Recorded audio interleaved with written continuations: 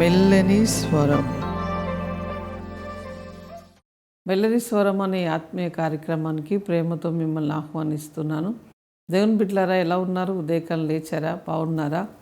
Bible చదువుతున్నారా? ప్రార్థిస్తున్నారా? దేవునితో మాట్లాడుతున్నారా? మీరు చాలా సంతోషంగా ఉన్నారని నేను నమ్ముతున్నాను. ఎందుకంటే దేవుని బిడ్డలకు ఎప్పుడు కూడా సంతోషం, సమాధానం, ఆ నీతి సూర్యుడు మనతో ఉంటాడు. నిత్యం కూడా మనము ఎంత కష్టం వచ్చినా కూడా మనకు ఒక ధైర్యం ఉంటుందండి. ఏంటిదంటే, నా దేవుడు నన్ను చూస్తున్నాడు, నా దేవుడు నాతో ఉన్నాడు, ఆయన నాలో ఉన్నాడు, ఆయన చూసుకుంటాడులే అనే ఒక ధైర్యం ఉంటుంది. కనుక మీరు సంతోషంగా ఉన్నారని నేను నమ్ముతున్నాను. చూడండి, అన్నిటిని మర్చిపోండి. శరీరంలో ఉన్నంతసేపు ఏదో ఒక బాధ ఉంటుందండి. దాన్ని పట్టుకొని కూర్చోవడం కాదు, కానీ దేవునితో నడవడం, దేవునితో మాట్లాడడం, దేవునితో ఉండడం, అది చాలా శ్రేష్టమైన ఆశీర్వాదం. అదెంతో గొప్ప దీవెన. దేవుడు మనతో ఉండడం, మనలో ఉండడం అనేది అదొక గొప్ప వరం. దాన్ని నిత్యము మనం జ్ఞాపకం చేసుకోవాలి. నాలో ఎవరున్నారు అనేది ఒకసారి జ్ఞాపకం చేసుకుంటే నీకు ధైర్యం వచ్చేస్తుంది. కనుక ధైర్యంగా ఉండండి. ఈరోజు దేవుడు మనతో మాట్లాడని వాగ్దానం 2 సమూయేలు 23వ అధ్యాయం 4వ వచనాన్ని చదువుకుందాం. ఉదయకాలపు సూర్యోదయము కాంతి వలె, మబ్బు లేకుండా ఉదయించిన సూర్యుని వలె, వర్షము కురిసిన పిమ్మట నిర్మలమైన కాంతి చేత భూమిలో నుండి పుట్టిన లేత గడ్డి వలె అతడు ఉండును. దేవుడు ఈరోజు మనతో మాట్లాడని వాగ్దానం చూడండి. చక్కగా ఆయనే సూర్యునితో పోల్చి మాట్లాడుతున్నాడు. నీవు ఎలా ఉంటావట అంటే, వర్షం పడ్డ తర్వాత భూమిలో నుంచి ఒక గడ్డి, లేత గడ్డి ఎట్లా వస్తుంది, అది చాలా పచ్చగా ఆరోగ్యంగా, గడ్డిని చూస్తూ ఉంటే అంత ఆహ్లాదకరముగా మంచిగా అనిపిస్తుంది. నీవు అలా ఉండబోతున్నావు, నీవు అలా దీవించబడబోతున్నావు.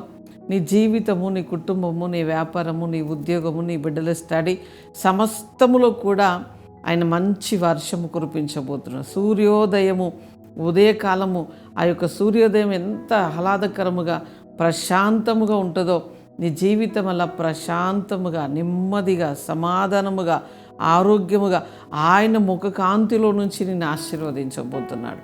ఆయన యొక్క నిర్మలమైన మనశ్శాంతిని నీకు ఇవ్వబోతున్నాడు. ఒక గొప్ప కార్యము నువ్వు చూడబోతున్నావు ఉదయకాలం. అందుకని ధైర్యముగా ఉండండి, ప్రభును స్తుతిస్తూ ఉండండి, మరలా వాగ్దానం చదువుతూ ఉండండి, ప్రభును వెంబడిస్తూ ఉండండి, ఇతరులకు షేర్ చేస్తూ ఉండండి, మంచిగా వాగ్దానం ఎత్తిపట్టి ప్రార్థన చేస్తూ ఉండండి. దేవుడు మనతో ఉన్నాడు, మనలో ఉన్నాడు. ఆయన మనల్ని ఆశీర్వదించాలనుకుంటున్నాడు. నీ కుటుంబాన్ని, నీ యొక్క వ్యవస్థను గొప్ప చేయాలి, ఆ ఉన్నతమైన స్థాయిలో చూడాలి అని ప్రభు యొక్క ఉద్దేశము, అది కోరికండి. ఆయన బిడ్డల్ని ఆశీర్వదించాలనేది ఆయన కోరిక, అది ఆయనకి ఇష్టం. అది అందుకని ధైర్యముగా ఉండండి, ప్రభు వైపు చూడండి.